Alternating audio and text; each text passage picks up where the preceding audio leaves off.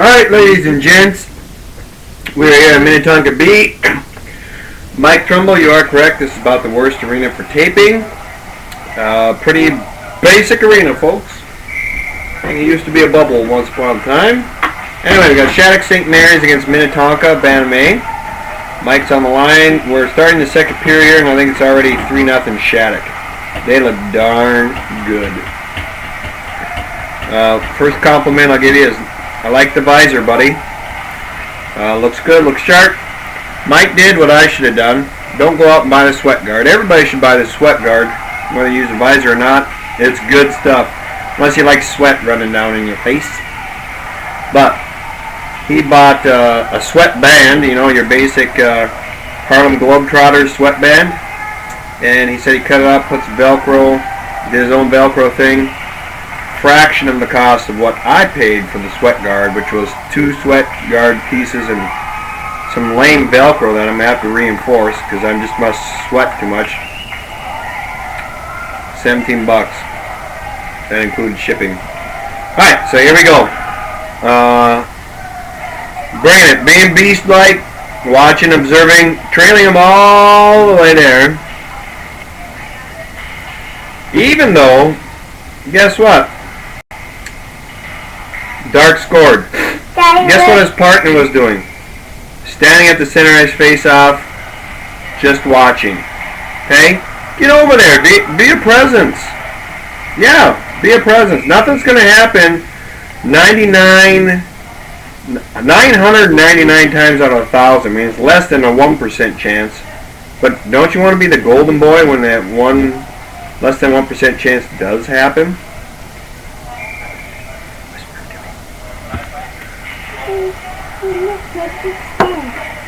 Okay. One thing I do want to point out is Mike is obviously listening and making very concerted effort to bust out of the zone. So, we're going to make a game note there. Bust to the net, lock up the brakes, show a little gusto, locking them up. Whoa, come on, Shaky. So, Mike, here's what I've been thinking. Either you really got this, understand who's in the building, what they're looking for, and what they want, down to a T, or if you've been doing all these habits over and over again, I really tip my hat to you. But last time it came out, I watched you rep the 16U game. This time Bantam line. And this Shattuck team is darn good. Shattuck's in the maroon. There's some boys that do a lot of little things very well. This Minnetonka team, I'm assuming, is no slouch. There we go. What do we got now? 5-0? 5-1 maybe. 5-0. Okay? Being a presence. Scooting up over there. Shattuck wasn't even doing the train thing. Here we go. 4-1. But being a presence. Being on that side, even though he's on the bench's side, he's going to scoot over afterwards. But I've been talking to a couple guys recently about a lot of things I'm pushing are what I would say is a new age to me that's needed for officiating. Some of the tried and true, yes, it does do very well. Yes, it has served us well for many, many years. And yes, it should be the foundation. What I'm teaching you guys, what I'm having you do, I would not teach the first year. I would not necessarily teach at a summer camp. Not teach at a DOS. Because I want to make sure everybody there has got the basics, the foundation, the fundamentals. Once you got that, from there, look at that. Working hard to get out of the zone. Pushing the envelope every time. Is he J Shares yet? Nope. Am I? Nope. Do I try? Darn right.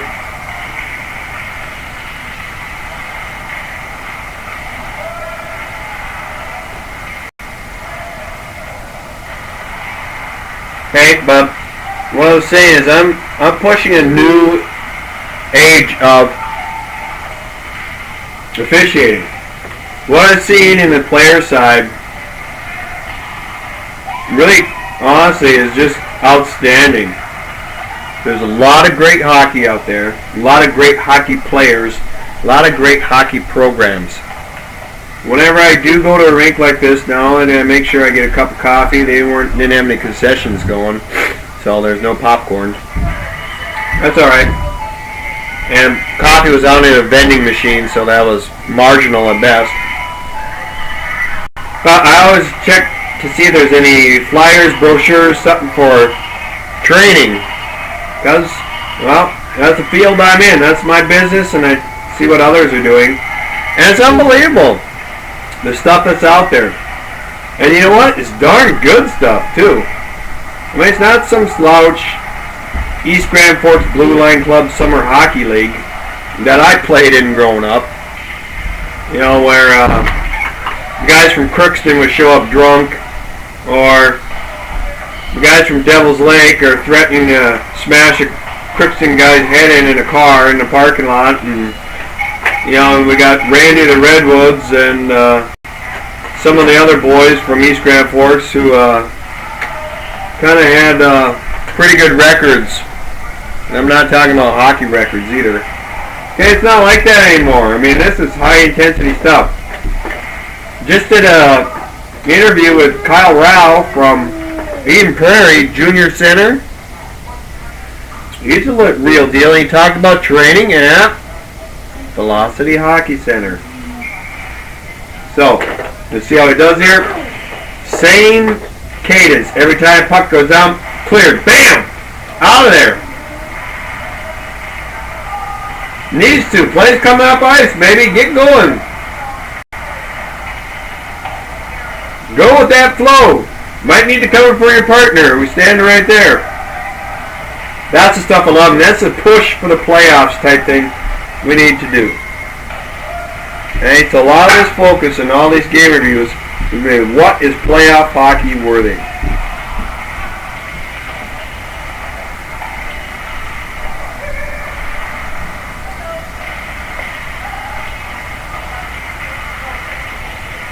I was watching this and thinking of the new age in hockey.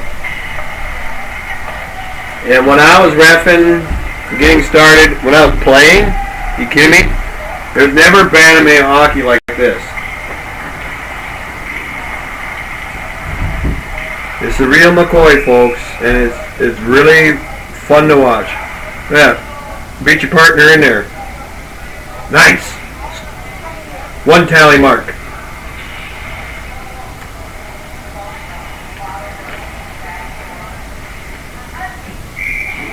Now, as we watch this, let's start keying on some players here that we need to look for. Number 9 for Shattuck is very good. I think 15 is pretty good. There's a defenseman, number 3, who's darn good. There's a big boy, number 6, who's darn good. The captains, anybody wearing a C for Minnetonka is pretty darn good. Okay? Mike, some of your washouts got a little overextended. I can see 95% of the time you're pretty self-conscious about that. Bam! Rock 'em, sock 'em. Okay? I'm going to rewind that one for the next part here because you see this a lot with wide open hockey. So let's stop this part and we're going to rewind that hit in the next part. See ya!